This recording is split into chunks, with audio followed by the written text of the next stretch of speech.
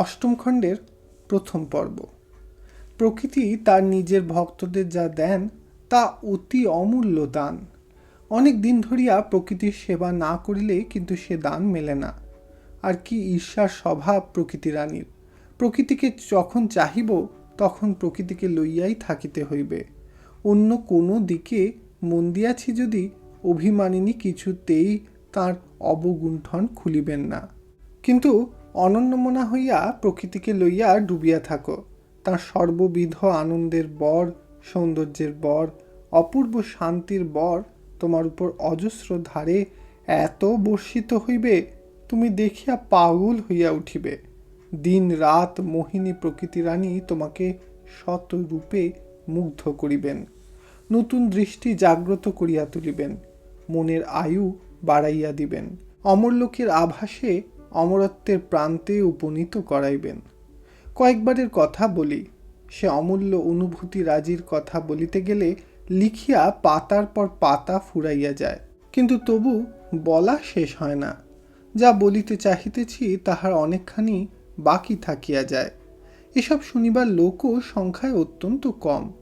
কজন মনে প্রাণে প্রকৃতিকে ভালোবাসে? অরণ্য প্রান্তরে লবটুলিয়ার মাঠে মাঠে দোধূলি ঘাসের ফুল ফুটাইয়া জানাইয়া দেয় যে বসন্ত পড়িয়াছে। সে ফুলও বড় সুন্দর, দেখিতে নক্ষত্রের মতো আকৃতি, রং হলদে, লম্বা লম্বা সরু লতার মতো ঘাসের ডাঁটাটা অনেকখানি জমি জুড়িয়া মাটি আঁকড়াইয়া থাকে। নক্ষত্রাকৃতি হলদে ফুল ধরে তার গাঁটে গাঁটে। ভোরে মাঠ পথের ধারে সর্বত্র আলো করিয়া ফুটিয়া থাকিত, কিন্তু সূর্যের তেজ বাড়িবার সঙ্গে সঙ্গে সব ফুল কুঁকড়াইয়া পুনরায় কুঁড়ির আকার ধারণ করিত। পরদিন সকালে আবার সেই কুঁড়িগুলি দেখিতাম ফুটিয়া আছে। রক্তপলাশের বাহার আছে মোহনপুরা রিজার্ভ ফরেস্ট ও আমাদের সীমানার বাহিরের জঙ্গলে, কিংবা মহালিখারূপের শৈল শানু প্রদেশে। আমাদের মহাল হইতে সেসব স্থান অনেক দূরে, ঘোড়ায় ৩-৪ ঘন্টা লাগে। সেসব জায়গায় চৈত্রে শালমঞ্জুরির সুবাসে বাতাস মাতাইয়া রাখে, শিমুল বনে দিগন্ত রেখা রাঙাইয়া দেয়, কিন্তু কোকিল, দোয়েল, বউ কথা কও প্রভৃতি গায়ক পাখিরা ডাকে না। এসব জনহীন অরণ্য প্রান্তরের যে ছন্ন ছাড়া রূপ, বোধহয় তাহারা তাহা পছন্দ করে না। এক একদিন বাংলাদেশে ফিরিবার জন্য মন হাঁপাইয়া উঠিত। বাংলাদেশের পল্লীর সে সুমধুর বসন্ত কল্পনায় দেখিতাম, মনে পড়িত বাঁধানো পুকুর ঘাটে স্নানান্তে আর্দ্র বস্ত্রে গমনরতা কোনো তরুণী বধূর ছবি, মাঠের ধারে ফুল ফোঁটা ঘেঁটু বন, বাতাবি লেবু ফুলের সুগন্ধে মোহময় ঘন ছায়া ভরা অপরাহ্ন। দেশকে কি ভালো করিয়াই চিনিলাম বিদেশে গিয়া। দেশের জন্য এই মনোবেদনা দেশে থাকিতে কখনো অনুভব করি নাই। জীবনে এ একটা বড় অনুভূতি যে ইহার আস্বাদ না পাইলেও সে হতভাগ্য একটা শ্রেষ্ঠ অনুভূতির সহিত অপরিচিত রহিয়া গেল। কিন্তু যে কথাটা বারবার নানাভাবে বলিবার চেষ্টা করিতেছি, কিন্তু কোনো বারই ঠিক মতো বুঝাইতে পারিতেছি না, সেটা হইতেছে এই প্রকৃতির একটা রহস্যময় অসীমতার, দূরধিগম্যতার, বিরাটত্বের ও ভয়ালো গা ছমছম করানো সৌন্দর্যের দিকটা। না দেখিলে কি করিয়া বুঝাইব সে কি জিনিস। জনশূন্য বিশাল লবটুলিয়া বৈহারের দিগন্তব্যাপী দীর্ঘ বনঝাউ ও কাশের বনে নিস্তব্ধ অপরাহ্নে একা ঘোড়ার উপর বসিয়া এখানকার প্রকৃতির এই রূপ আমার সারা মনকে অসীম রহস্যানুভূতিতে আচ্ছন্ন করিয়া দিয়াছে। কখনো তাহা আসিয়াছে ভয়ের রূপে, কখনো আসিয়াছে একটা নিস্পৃহ উদাস গম্ভীর মনোভাবের রূপে, কখনো আসিয়াছে কত মধুময় স্বপ্ন, দেশ বিদেশের নরনারীর বেদনার রূপে। সে যেন খুব উচ্চ দরের নীরব সঙ্গীত, নক্ষত্রের ক্ষীণ আলোর তালে, জ্যোৎস্নারাত্রের অবাস্তবতায় ঝিল্লির টানে ধাবমান উল্কার অগ্নিপুচ্ছের জ্যোতিতে তার লয় সঙ্গীত। সে রূপ তাহা না দেখাই ভালো, যাহাকে ঘর দুয়ার বাঁধিয়া সংসার করিতে হইবে। প্রকৃতির সে মোহিনী রূপের মায়া মানুষকে ঘরছাড়া করে, উদাসীন ছন্নছাড়া ভবঘুরে Harry Johnston, Marco Polo, Hudson, Shackleton করিয়া তোলে। গৃহস্থ সাজিয়া ঘরকন্যা করিতে দেয় না। অসম্ভব তাহার পক্ষে ঘরকন্যা করা। একবার সে ডাক যে শুনিয়াছে, সে অনবগুণ্ঠিতা মোহিনীকে একবার যে প্রত্যক্ষ করিয়াছে। গভীর রাত্রে ঘরের বাহিরে একা আসিয়া দাঁড়াইয়া দেখিয়াছি অন্ধকার প্রান্তরের অথবা ছায়াহীন ধূ ধূ জ্যোৎস্না ভরা রাত্রির রূপ। তার সৌন্দর্যে পাগল হইতে হয়। একটুও বাড়াইয়া বলিতেছি না। আমার মনে হয় দুর্বল চিত্ত মানুষ যাহারা, তাহাদের পক্ষে সে রূপ না দেখাই ভালো। সর্বনাশী রূপ সে, সকলের পক্ষে তার টাল সামলানো বড় কঠিন। তবে এ কথাও ঠিক, প্রকৃতিকে সে রূপে দেখাও ভাগ্যের ব্যাপার। এমন বিজন বিশাল উন্মুক্ত অরণ্য প্রান্তরে শৈলমালা, বনঝাউ আর কাশের বন কোথায় যেখানে সেখানে। তার সঙ্গে যোগ চাই গভীর নিশীথিনীর নীরবতার ও তার অন্ধকার বা জ্যোৎস্নার। এত যোগাযোগ সুলভ হইলে পৃথিবীতে কবি আর পাগলের দেশ ছাইয়া যাইত না। একদিন প্রকৃতির সে রূপ কিভাবে প্রত্যক্ষ করিয়াছিলাম সে ঘটনা বলি। পূর্ণিয়া হইতে উকিলের তার পাইলাম পরদিন সকালে 10টার মধ্যে আমায় সেখানে হাজির হইতে হইবে, অন্যথায় স্টেটের একটা বড় মকদ্দমায় আমাদের হার সুনিশ্চিত। আমাদের মহাল হইতে পূর্ণিয়া 55 মাইল দূরে। রাত্রের ট্রেন মাত্র একখানি। যখন তার হস্তগত হইল তখন 17 মাইল দূরবর্তী কাটারিয়া স্টেশনে গিয়া সে ট্রেন ধরা অসম্ভব। ঠিক হইলেও এখনই ঘোড়ায় রওনা হইতে হইবে, কিন্তু পথ সুদীর্ঘ বটে, বিপদ সংকুলও বটে, বিশেষ করিয়া এই রাত্রিকালে এই অরণ্য অঞ্চলে। সুতরাং তহসিলদার সুজন সিং আমার সঙ্গে যাইবে ইহাও ঠিক হইল। সন্ধ্যায় দুজনে ঘোড়া ছাড়িলাম। কাছারি ছাড়িয়া জঙ্গলে পড়িতেই কিছু পরে কৃষ্ণা তৃতীয়ার চাঁদ উঠিল। অস্পষ্ট জ্যোৎস্নায় বন প্রান্তর আরো অদ্ভুত দেখাইতেছে। পাশাপাশি দুজনে চলিয়াছি, আমি আর সুজন সিং। পথ কখনো উঁচু কখনো নিচু। সাদা বালির উপর জ্যোৎস্না পড়িয়া চকচক করিতেছে। ঝোপঝাপ মাঝে মাঝে, আর শুধু কাশ আর ঝাউবন চলিয়াছে। সুজন সিং গল্প করিতেছে। জ্যোৎস্না ক্রমেই ফুটিতেছে। বন জঙ্গল বালুচর ক্রমশ স্পষ্টতর হইতেছে। বহু দূর পর্যন্ত নিচু জঙ্গলের শীর্ষদেশ একটানা সরল রেখায় চলিয়া গিয়াছে। যত দূর দৃষ্টি যায় ধূ ধূ প্রান্তর একদিকে, অন্যদিকে জঙ্গল। বাঁদিকে দূরে অনুচ্চ শৈলমালা। নির্জন নীরব, মানুষের বসতি কুত্রাপি নাই। সাড়া নাই, শব্দ নাই, যেন অন্য কোনো অজানা গ্রহের মধ্যে নির্জন বনপথে দুটি মাত্র প্রাণী আমরা।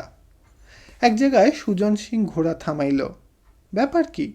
পাশের জঙ্গল হইতে একটি ধাড়ি বন্য শূকর একদল ছানাপোনা লইয়া আমাদের পথ পার হইয়া বাঁ দিকের জঙ্গলে ঢুকিতেছে। সুজন সিং বলিল, তবুও ভালো হুজুর, ভেবেছিলাম বুনো মহিষ। মোহনপুরা জঙ্গলের কাছে আসিয়া পড়িয়াছি। বুনো মহিষের ভয় এখানে খুব। সেদিনও একজন লোক মারিয়াছে মহিষে। আরও কিছু দূর গিয়া জ্যোৎস্নায় দূর হইতে কালো মতো সত্যই কি একটা দেখা গেল। সুজন বলিল, ঘোড়া ভয় পাবে হুজুর, ঘোড়া রুখুন। শেষে দেখা গেল সেটা নড়েও না চড়েও না। একটু একটু করিয়া কাছে গিয়া দেখা গেল সেটা একটা কাশের খুপড়ি। আবার ঘোড়া ছুটাইয়া দিলাম।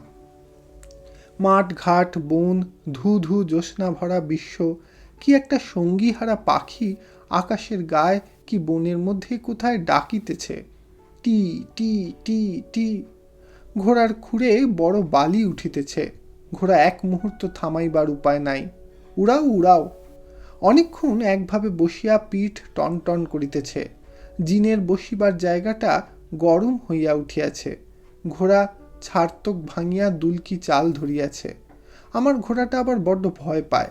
এজন্য সতর্কতার সঙ্গে সামনের পথে অনেক দূর পর্যন্ত নজর রাখিয়া চলিয়াছি। হঠাৎ থমকিয়া ঘোড়া দাঁড়াইয়া গেলে ঘোড়া হইতে ছিটকাইয়া পড়া অনিবার্য। কাশের মাথায় ঝুঁটি বাঁধিয়া জঙ্গলে পথ ঠিক করিয়া রাখিয়াছে।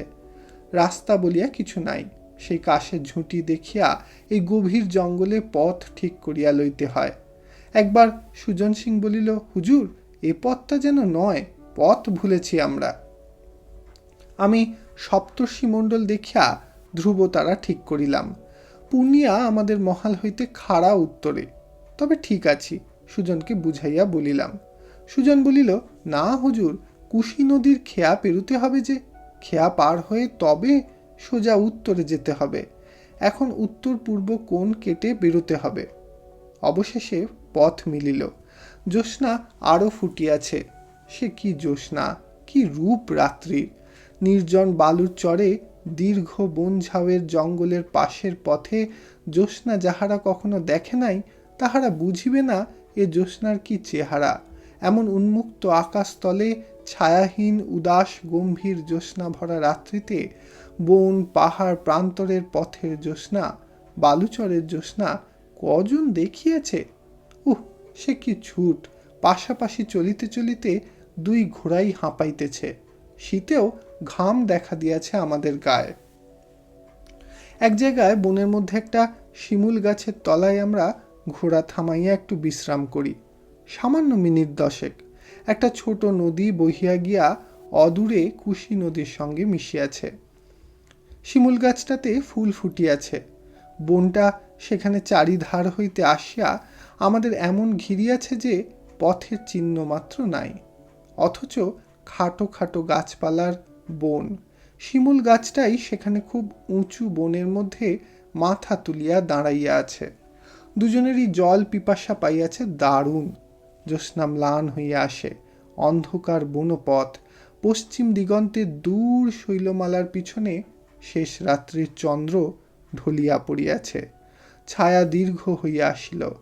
পাখ পাখালির শব্দ নাই কোনো দিকে, শুধু ছায়া ছায়া, অন্ধকার মাঠ, অন্ধকার বন। শেষ রাত্রির বাতাস বেশ ঠান্ডা হইয়া উঠিল। ঘড়িতে রাত প্রায় 4টা।